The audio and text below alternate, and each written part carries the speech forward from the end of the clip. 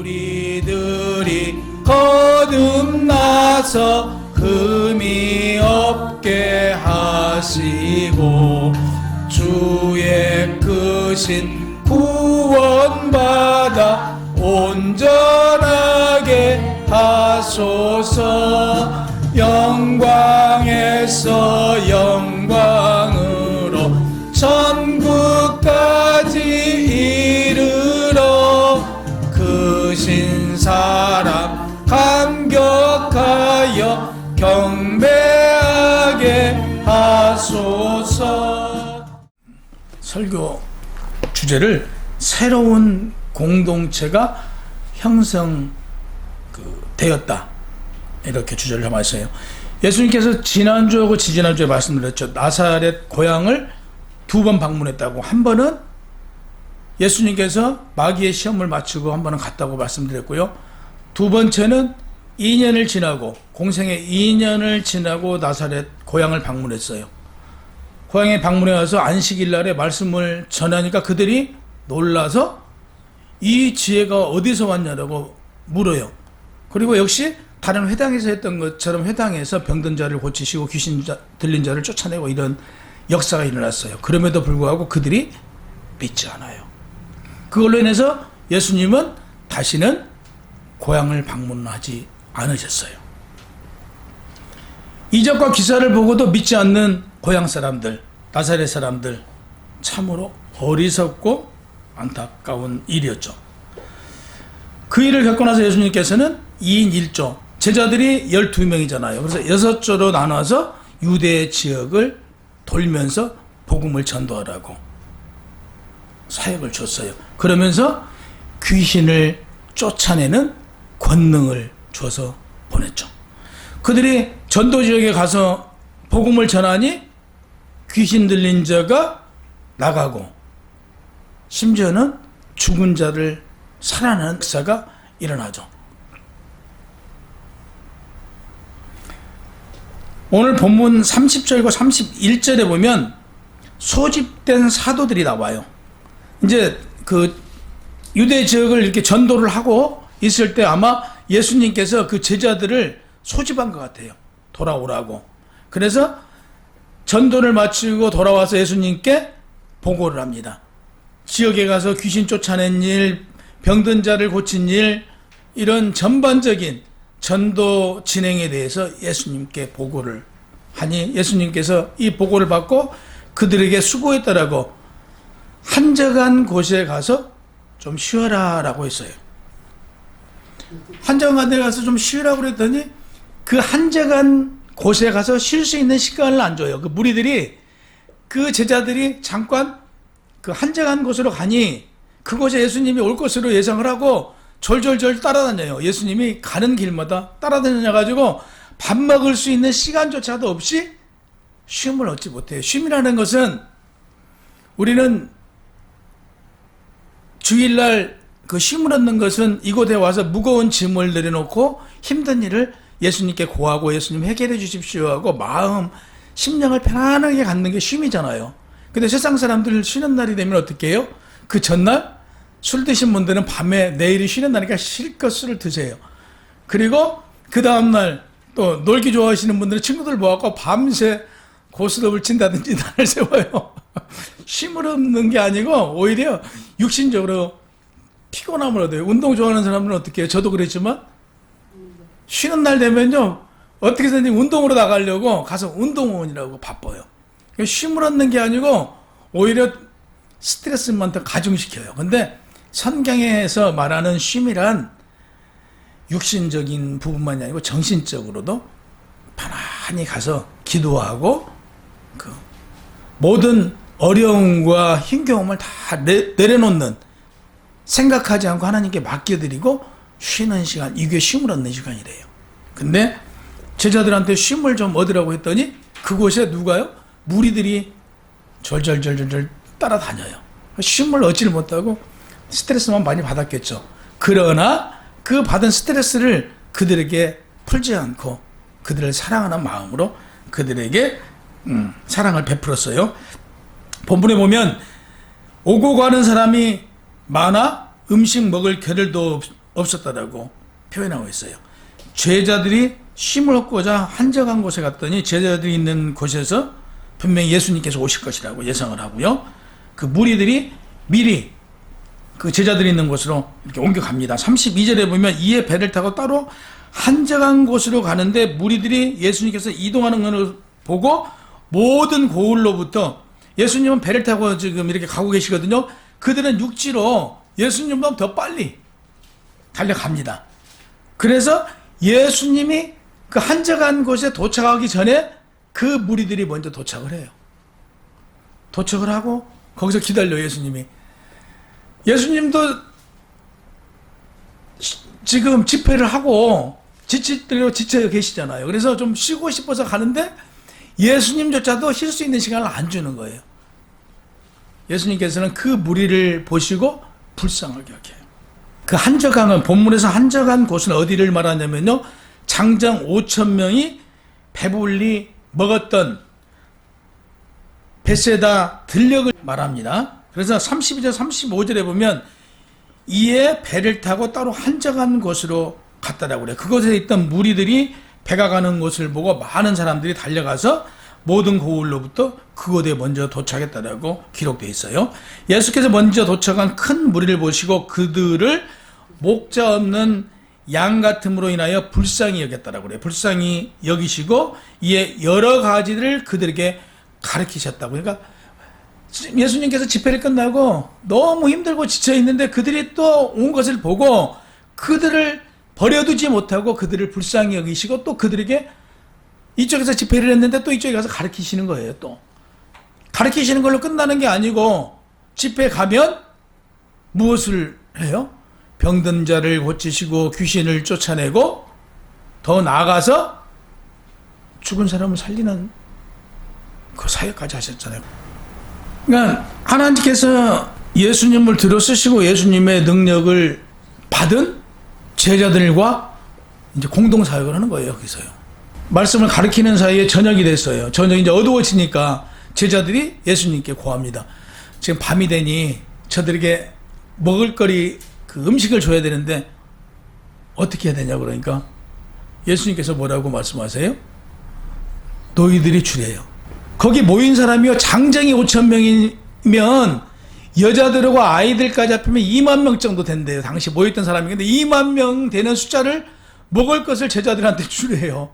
제자들은 놀랬을 거예요. 아니, 당시에는 은을 화폐로 썼어요. 한 데나리온이 장정이 하루 일을 하면 받는 일당이 한 데나리온이에요. 그럼 2만 명을 먹이려고 보면 좀 어마어마한 돈이 있어야 되는 거예요. 약 200데나리온. 그러면 한 사람이 아무것도 안 먹고 일을 해서 200일 동안 모아야 될 돈이 200데나리온이에요.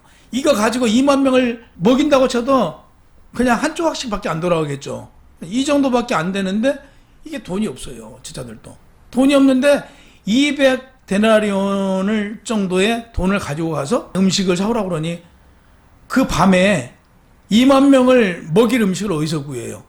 구할 수도 없어요. 그러니까 예수님한테 보고를 합니다.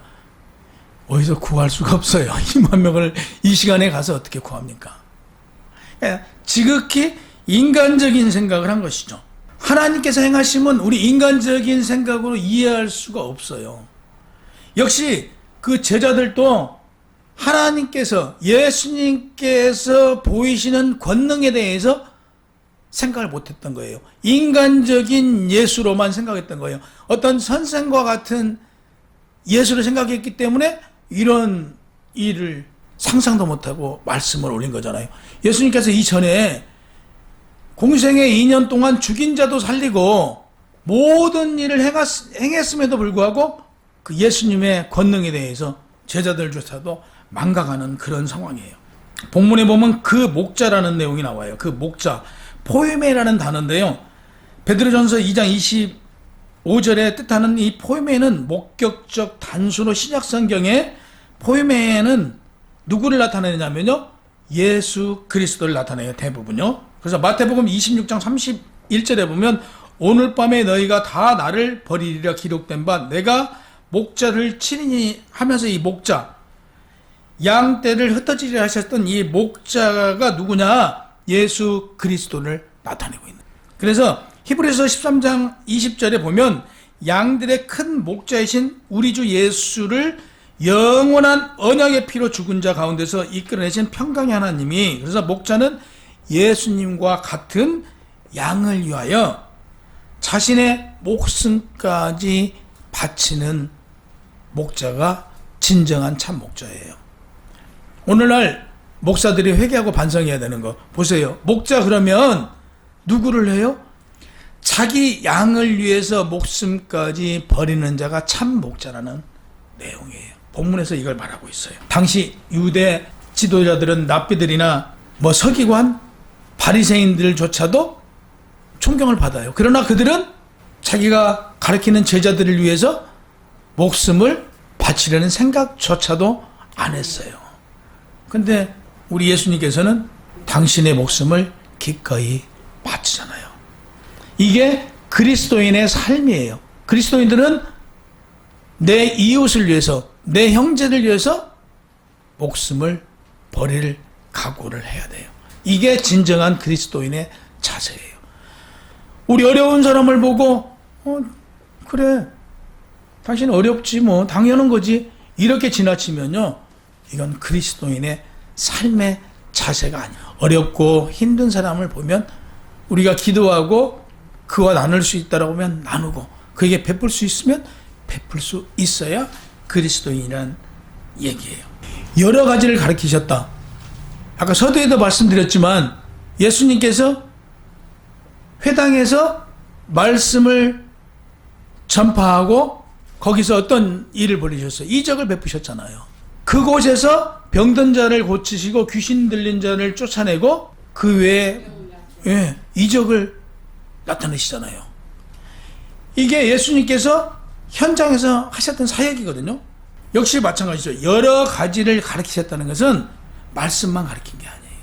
그곳에서 하나님의 역사, 병도 고치고 귀신 들린 자도 귀신이 쫓겨나가고 길 잃은 양들에게 너희가 하나님을 믿으면 너에게 영생이 있는데 내가 하나님의 아들로 너에게 복음을 가르치려고 이 땅에 왔다는 것을 분명하게 선포하셨을 것 같아요. 본문 6장 35절과 37절은 오병이어 기적이 나오거든요. 오늘도 아까 말씀드린 대로 장정 5,000명, 여자들과 아이까지 합히면 2만 명들이 들녘에 있어요. 제자들이 예수님께 예수님 이들을 밥을 먹입시다. 밥을 먹이려고 하면 이들이 마을로 가서 밥을 사 먹든지 하고 다시 만나든지 해야지, 이대로 가면 어두워지니까 밥도 못 먹고 이런 상황이 나옵니다. 그러니까 너희가 그들을 먹이라 그래요. 먹일 수가 없잖아요. 2만 명을 먹일 수가 없고 이 밤에 어디 가서 2만 명이 먹을 수 있는 음식을 가져올 수도 없어요. 예수님의 권능에 대해서는 조금 더 생각지 못하고 저희는 그들을 먹일 수 있는 그 음식을 어디 가서 구해올 수 없다라고 얘기하니까 예수님께서 가서, 아마 그런 것 같아요. 그 예수님과 제자들이 그 먹을 수 있는 양식을 보관된 어떤 창고가 있었나 보죠. 거기 가서 음식이 얼마나 있는지 가서 보고 오라고 그러니까 떡 5개와 고기 2마리가 있대. 그걸 가져오라고 그러잖아요. 그래서 이 떡 5덩어리가 2만 명을 먹이고도 12광주리가 남아요. 자, 여기서 일부 교회에서 일부 신학자들은 이게 사실이 아니고 비유적으로 이런 일을 기록해 놨다라고 하는 사람들이 있어요. 믿음이란 이 사실에 대해서 여러분들은 믿으세요? 안 믿으세요? 예수님께서 행하심을 믿죠. 근데 제자들도 어떤 상황이 발생됐냐면 너희가 먹이라 그러니까 저희는 어떻게 2만 명의 분을 어떻게 구해옵니까? 라고 얘기를 해요. 인간적인 생각으로는 하나님을 이해할 수 없어요. 우리가 하나님을 이해한다고 보면 우리가 하나님 되겠죠. 제자들도 예수님의 이적을 봐왔음에도 불구하고 예수님의 권능에 대해서는 생각지 못하고 안 믿은 거잖아요. 어떻게 떡 5덩어리 오고 물고기 2마리로 2만 명을 먹일 수 있냐라는 인간적인 생각을 한 거예요. 우리가 인간적인 생각을 하는 순간 우리도 똑같아요. 믿음이라는 건 믿어야 이루어진다라고 그랬잖아요. 믿음은 보이지 않는 실상이고 그 믿음이 현실이거든요. 근데 제자들처럼 우리도 인간적인 생각이 들어오는 순간 못 믿어요. 오늘날 학자들이 이 부분을 가지고 이건 비유와 상징이다 이거예요. 현실적으로 어떻게 가능하냐? 이건 하나님을 믿지 않는 거잖아요. 이건 믿음이 아니에요. 이런 사고를 갖는 순간 하나님을 온전히 믿지 않고 있다는 얘기예요. 그 마음속에는 그냥 문자적으로도 믿지 않고 그냥 하나님이니까 하나님만 믿는다는 얘기예요. 하나님의 권능에 대해서 믿지 않으면 우리가 권능이 없는 자예요. 예수 그리스도가 십자가에 못 박혀 죽으심 자체를 우리가 믿지 않으면 우리는 구원받지 못해요.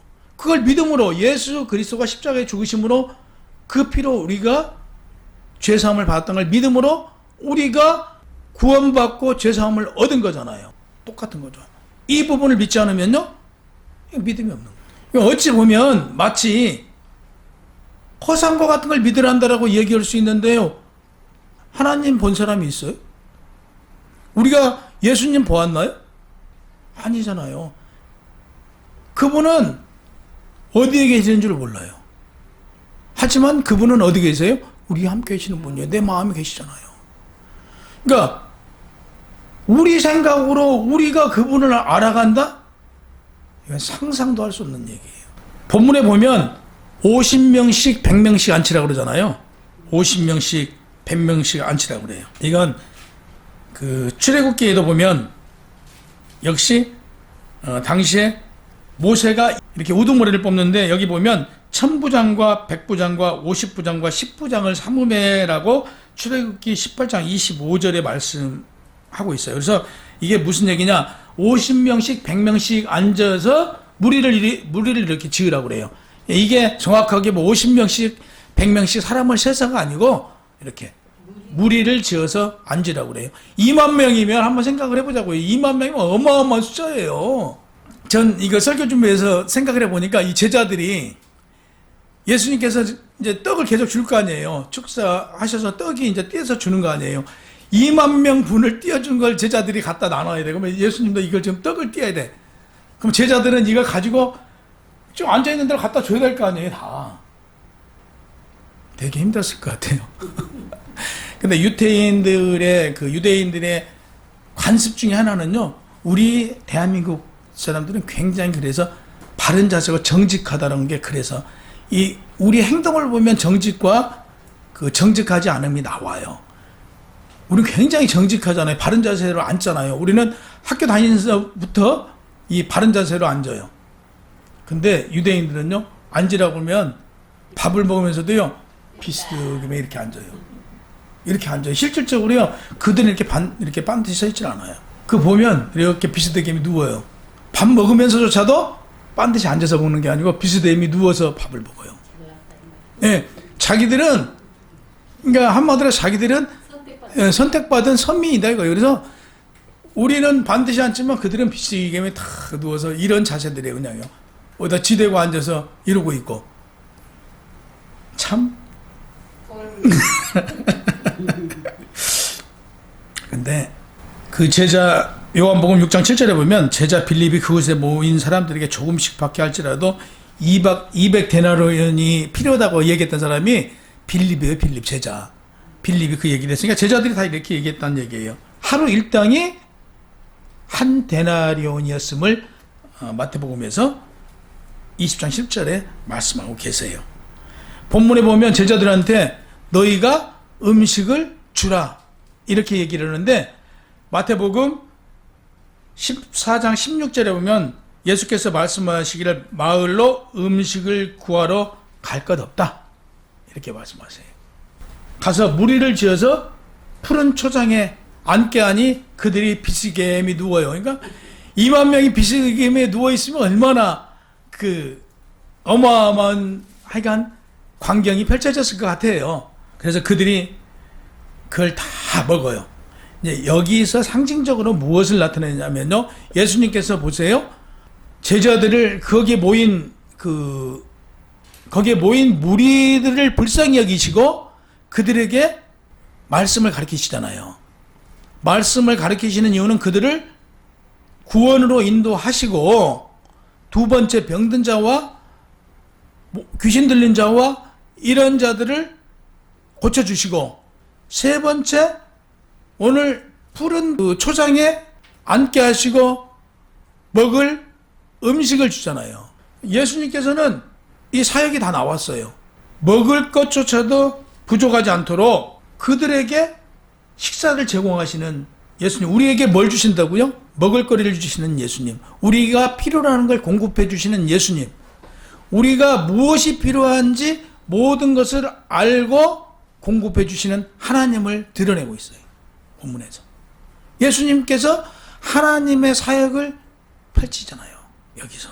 그래서 우리가 필요로 하는 것을 공급해 주시는 예수님을 오늘 본문에서 깨달아져야 돼요. 그가 나를 푸른 풀밭에 누이시며, 이게 푸른 풀밭에 누이었다는 것은요, 편안한 쉼을 준 거예요. 식사를 제공하고 쉴만한 물가로 인도하시는도다.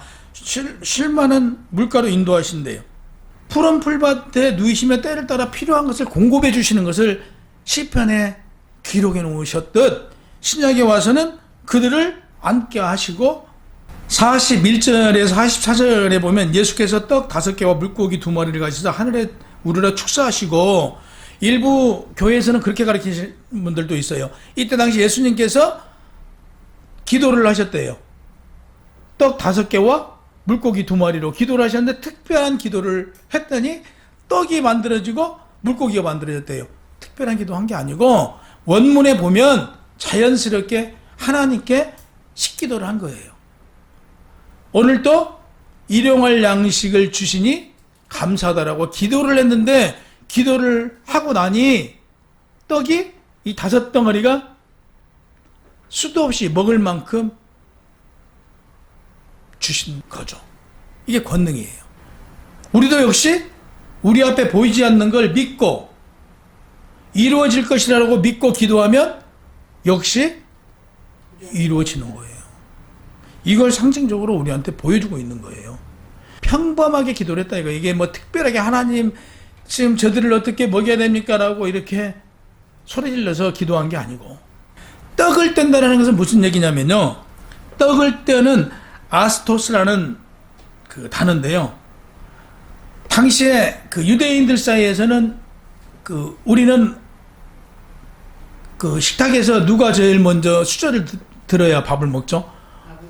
어른이 제일 먼저 듣잖아요. 어디든지 마찬가지잖아요. 또 어디 회의장에 가더라도 제일 그 선임자가 수저를 들어야 저희 한국은 밥을 먹는데, 이때 유대인들은 어떤 관습이 있냐면요, 제일 어른된 분이 떡을 떼면 밥 먹어라 이런 뜻이래요. 거기는.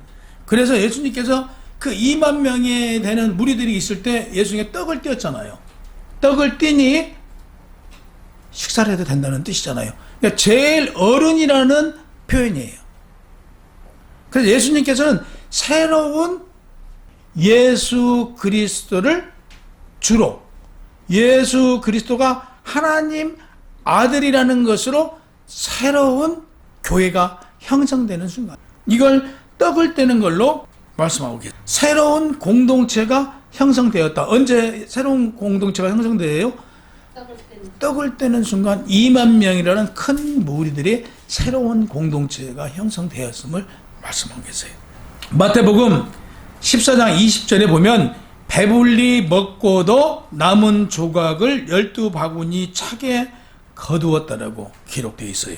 목자된 예수님은 그들에게 베푸신 음식을 포함해서 우리에게 필요한 거 넉넉하게 공급해 주신 분이에요. 부족함이 없도록. 먹고도 12바구니에 채우고도 남았다. 이것은 무슨 얘기냐면 우리가 필요로 하는 거 예수님께서는 다 주시고도 채우고도 넘치도록 주시는 예수님이라는 거예요. 시편 23장 1절에 여호와는 나의 목자시니 내게 부족함이 없으리로다. 하나님께서 우리의 목자 되시기 때문에 부족함이 없도록 늘 우리에게 채워주신다는 사실을 오늘 본문을 통해서 말씀해 주시고 계세요. 그러니까 여러분과 저는 오늘 본문 말씀을 통해서 믿음이란 무엇이냐? 바로 2만 명에게 예수 그리스도께서 떡 5개와 물고기 2마리로 먹고도 남게 채워주시는 하나님께서 우리에게 역시 우리가 필요로 하는 거 공급해 주신 하나님, 차고도 넘치도록 채워주시는 하나님이라는 사실을 우리가 믿어야 돼요. 그걸 믿으면 믿음대로 채워주시는 하나님을 체험해야 돼요.